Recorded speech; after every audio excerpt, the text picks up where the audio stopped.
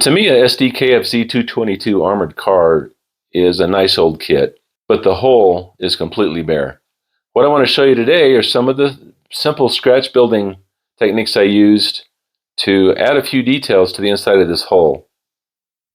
So here's some of the detail that I've added to the inside of this hull.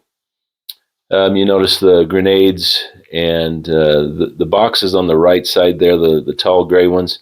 That's actually ammunition for the 8mm machine gun that's next to the 20mm.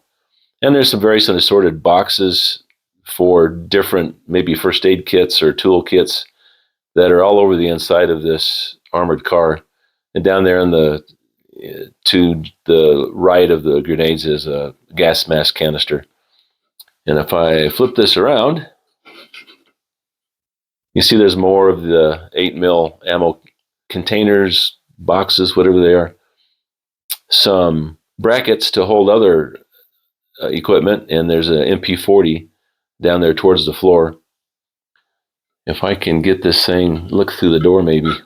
So that guy right there, still got to do some touch-up painting on it. It's not finished, but I scratch built that bolt cutter, and I'll show you a little picture of it here in a second. So for the bolt cutters, I used a kit piece from another kit as an example, and I used a couple different diameters of plastic rod glued together to form the handles, and I carved out the head, and it turned out pretty good. And that is the inside of one of the vision blocks. You can see the driver's compartment, and I don't know if you can get, there's the instrument panel. What prompted me to glue the top of this hole together before I showed you this, I don't know. But anyway, I'll do my best to show you what I've done. So one of the things I wanted to do way back when I started working on this little armored car was to have the crew compartment doors open. And I'm looking at this drawing by Uwe Feist, and he's pretty good. And I'm comparing it to this little Tamiya kit. And the first thing I noticed was that the door in this Tamiya kit was way undersized. So if I can get it centered on here. You see the size of this thing? It's about 2/3 the size it should be. So I opened up the door openings a bit and made new doors. Now it looks like that. That was just the first step. And of course, like opening Pandora's box, this just added to wanting to add more and more detail. So here's how the doors turned out. You can see once again the size difference.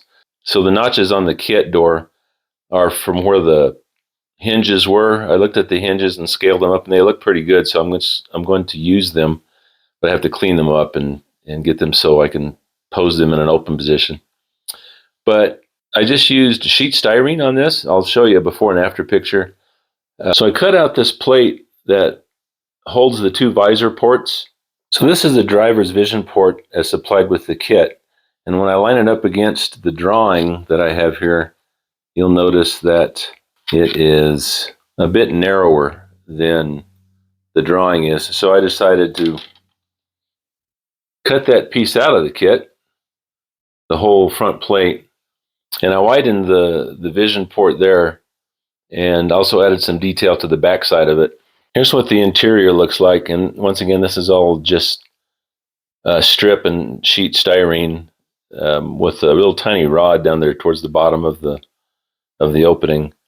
And then I created this hinge part here. If I can show you a profile of it, let me get in some tweezers. So here's what this looks like, and that'll be attached to this and shown in an open position, and it all fits right inside of here. And I'll show you what it looks like once that is all glued together. So this guy here is a plate that sits at the base of the gun. And I thought it looked pretty cool. So I just took some sheet styrene, and I'll flip this over real quick. There I can show you how I laid out the hole pattern for this thing. And this is taken off of a couple photos I found online and in a book that I have. I thought it just really looked pretty cool. And once again, it's going to be right at the base of where the gun mounts, right in there. So one of the first things you'll see when you're looking into the door of the driver's compartment is the driver's seat. Well, the Tamiya kit didn't come with one, so I once again, using pictures as a reference, just use some rod styrene and put this together. Don't judge my painting yet because I just kind of primed it to see how it looked. I used some epoxy putty for the seat cushions to give it a little bit of texture.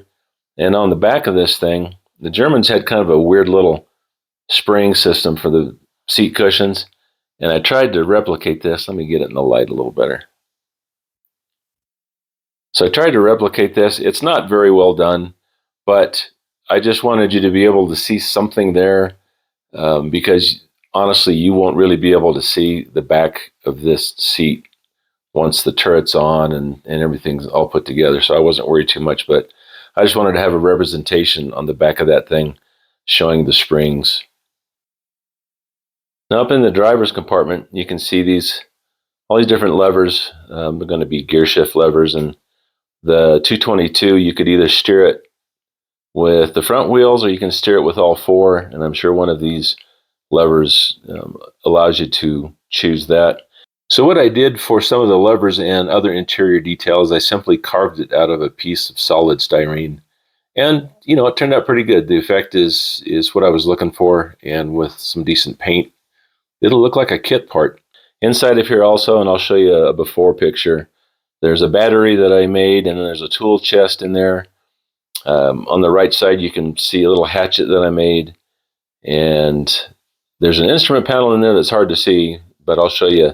You can kind of see it. I'll show you pictures of the before.